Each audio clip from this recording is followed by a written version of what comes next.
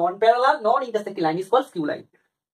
দুটো প্যারালাল লাইনের মধ্যে আমরা ডিসটেন্স এখানে ফর্মুলাতে স্ট্রেট লাইনে বের করবো, আবার স্কিউ লাইনের মধ্যে ডিসটেন্স বের করবো। স্কিউ লাইনটা বোঝা গেল কি? ওকে, তাহলে দুটো স্কিউ লাইনের মধ্যে শর্টেস্ট ডিসটেন্স বলতে আমরা কি বুঝবো? তাদের মধ্যে হচ্ছে পারপেন্ডিকুলার ডিসটেন্স, মানে এটা 90 ডিগ্রি এটাও 90। স্কিউ লাইন যদি দিয়ে থাকে তাহলে স্কিউ লাইনের শর্টেস্ট ডিসটেন্স কি করে বের করবো? আমরা এই ফর্মটা ইউজ করবো। তার শর্টেস্ট ডিসটেন্স দুটো লাইনে যদি চাই তাহলে আমরা ডাইরেক্ট ফর্মুলা ইউজ করবো।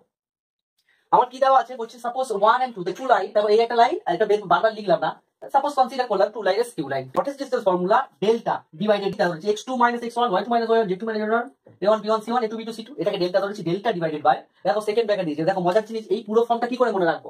মনে রাখার একটা ওয়ে তোমার দেখাচ্ছি, সেটা হচ্ছে আমরা ক্রস মাল্টিপ্লাই করেছিলাম, মনে আছে? একটা করে চেপে দিয়েছি, এটা চাপলাম, a1 a2 চাপলাম, তাহলে কি হবে b1 c2 - b2 c1 তার হোল স্কয়ার।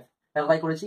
তারপরে এটা চাপবো, এটা চাপলে কি হবে c1 a2 - a1 c2 তার হোল স্কয়ার, এটা করেছি। দেখো তারপরে এটা চাপবো a1 b2 - a2 b1 তার whole square, whole to the power half. Okay,